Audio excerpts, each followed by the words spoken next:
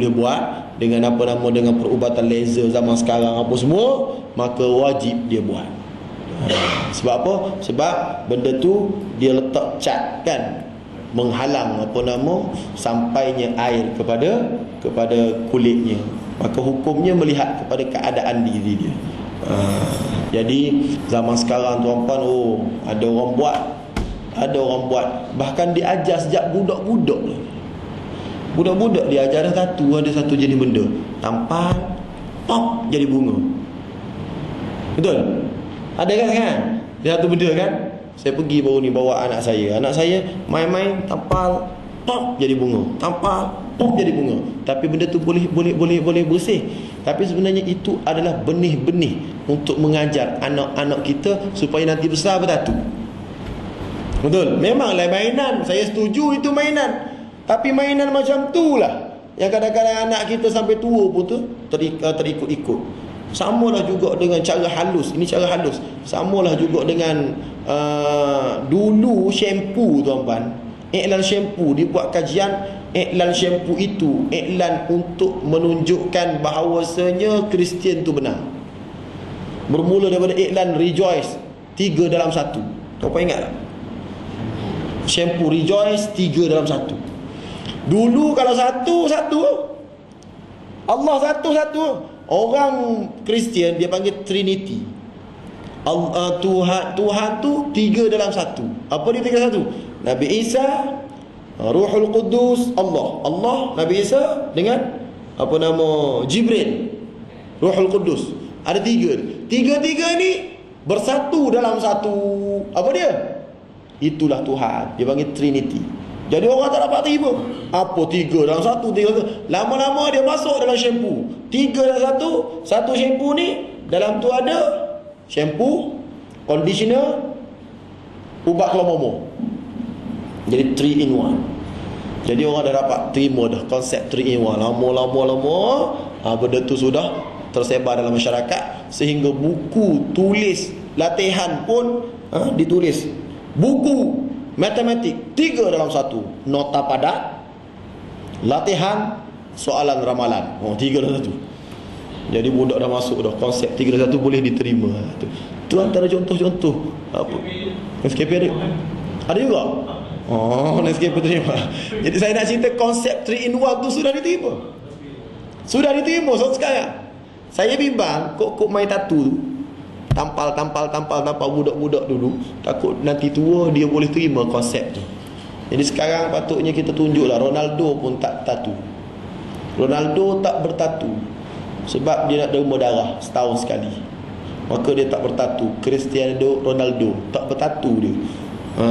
Dia Ronaldo tak bertatu. Kita main bola sepak kampung dia bertatu ngarut. Tu nak cerita bahawasanya, faham maksud tatu? Maksudnya mustausyimat. Dia yang Rasulullah sebut tatu. Lepas tu gigi ni, orang dulu dia kikir gigi. Dia ada gigi, dia kikir untuk nampak betul. Dia kikir gigi dia untuk nampak betul sangat tu. Dia kikir, dia apa nama? Kikir lah.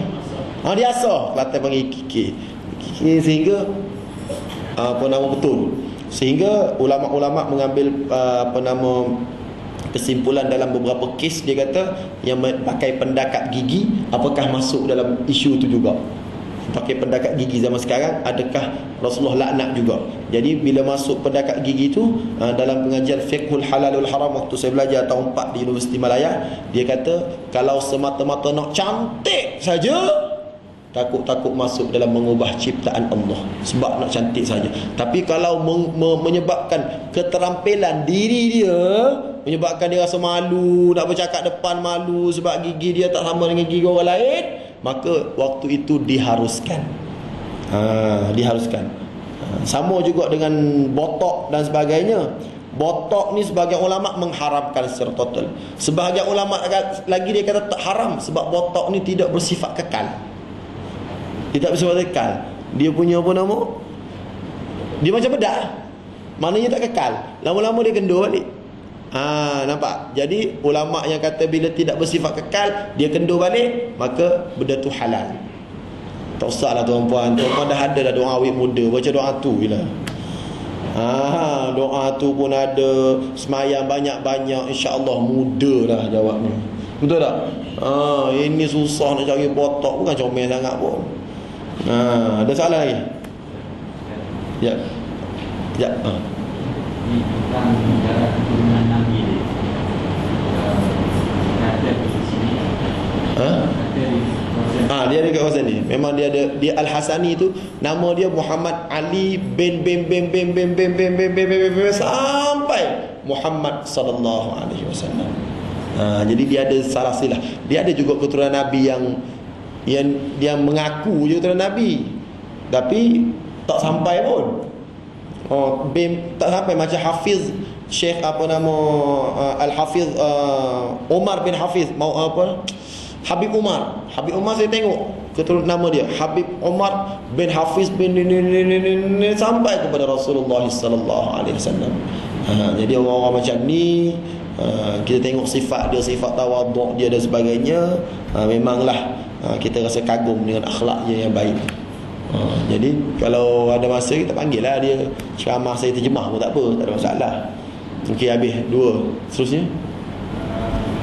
Aku bukan tak review kita kalau selalu kita rehat, kalau senang kita rehat, kita siapkan. Okey, baik. Tentang keberkatan rezeki, dia bagi pukul 1 berhenti, pukul 12.30 kita dah berhenti dah, tapi kerja kita dah siap dah. Kerja dah beres dah, tapi sepatutnya berhenti pukul 1. Tapi 12.30 kita dah siap, kita keluar awal. Boleh ke tak boleh, berkat ke tak berkat, jawabnya tanya majikan. Senang je, tanya majikan. Kalau majikan kata boleh sebab kerja dah siap, boleh. Kalau majikan jenis fleksibel, ada majikan-majikan yang jenis fleksibel, tak apa, asalkan kau kerja siap, kau boleh keluar awal. Tapi ada jenis majikan siap ke tak siap, macam-macam mana, pukul 1 baru keluar, yang tu ikut majikan. Tapi ada juga orang pukul 1 keluar, pukul tak siap-siap juga kerja, yang 12.30 keluar ni siap. Jadi itu berdasarkan kontrak yang kita ada. Di atas dasar kontrak, sebab kontrak itulah akad kita. Akad tu pada kontrak. Kontrak cakap macam mana dan majikan cakap macam mana, yang itulah yang halal kita. Dan benda-benda bab kerja ni kita banyak buat yang sunat untuk cover yang tak sunat. Yang wajib yang kurang. Macam saya cikgu memanglah kadang-kadang datang kelas lewat dan sebagainya, maka saya cover dengan photostat nota. Jadi saya photostat nota bagi untuk apa? Untuk cover yang saya masuk lewat sikit-sikit. Boleh? Okey, soalan. Salam.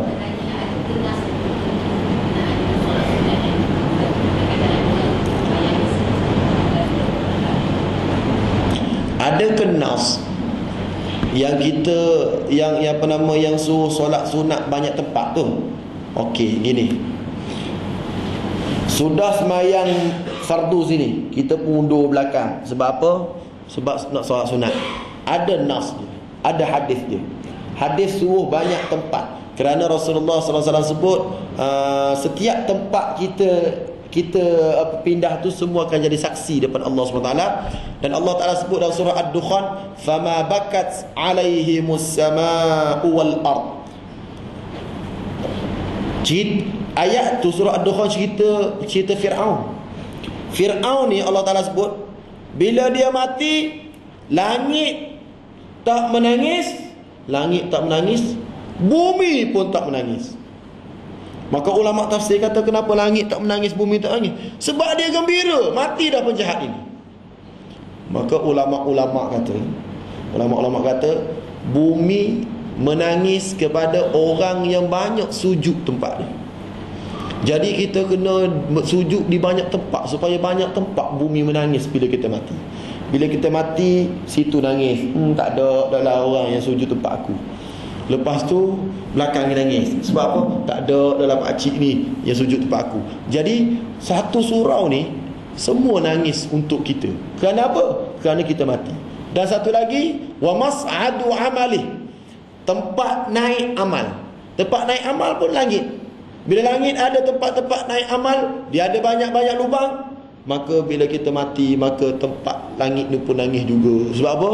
Sebab amalan kita yang kita naik tu dah berhenti dah. Jadi memang sunnah bahawasanya kena berpindah tempat waktu kita sembahyang fardu dengan sembahyang sunat. Sebab apa nama? Sebab semuanya nak jadi bukti kepada kita. Allah Ta'ala berfirman, wa syahidin wa mashhud, wa syahidin, dan saksi-saksi. Jadi kena banyak buat saksi lah. Sebab tu banyak pergi masjid lagi bagus. Banyak pergi masjid. Surau Jawharul Muttaqin jadi saksi, Masjid Tamayu jadi saksi, Masjid Mutiara ini jadi saksi. Ini antara orang yang suka pergi dengan kuliah. Banyak saksi dia di akhirat kelak. Yang akan datang dan menjadi peguam bela. Datang Masjid Mutiara ini, aku menjadi peguam bela pada hamba Allah ini kerana dia sanggup beriktikaf dalam aku. Kejap datang pula Jawharul Muttaqin jadi peguam bela. Datang ni jadi peguam bela. Kenapa? Kerana banyak tempat kita buat amal ibadat. Kalau duduk satu tempat tu aja, maka tidak banyak menjadi saksi. Boleh jelas? Ada dalil. Dalam kitab amalan sunnah selepas solat saya tulis, ada dalil dia. Ada buku tu. Wallahu a'lam. Kita berhenti dulu, insya-Allah. Kita sambung 2 minggu akan datang hadis yang pertama. InsyaAllah saya sempat kot tuan-tuan memiliki buku ni untuk kita baca hadis satu persatu. Dan kalau boleh kita baca dan kita hafal. Hafal hadis pendek-pendek, kita hafal. Bila kita hafal, insyaAllah kita semua dibangkitkan di hari akhirat. Bukan sebagai orang biasa, tapi dibangkitkan sebagai ulama. Nak bangkit sebagai ulama ni bukan senang. Dapat hafal hadis 40 mungkin okey, alhamdulillah. Aku qouli hadza wa astaghfirullah li wa lakum. Wassalamualaikum warahmatullahi wabarakatuh. Allahumma anfa'na bima 'allamtana wa 'allimna ma yanfa'una. Allahumma zidna ilma. Wa sallallahu ala Muhammadin wa ala alihi wa sahbihi wa baraka wasallam. Alhamdulillahi rabbil alamin. Taqabbalallahu minkum.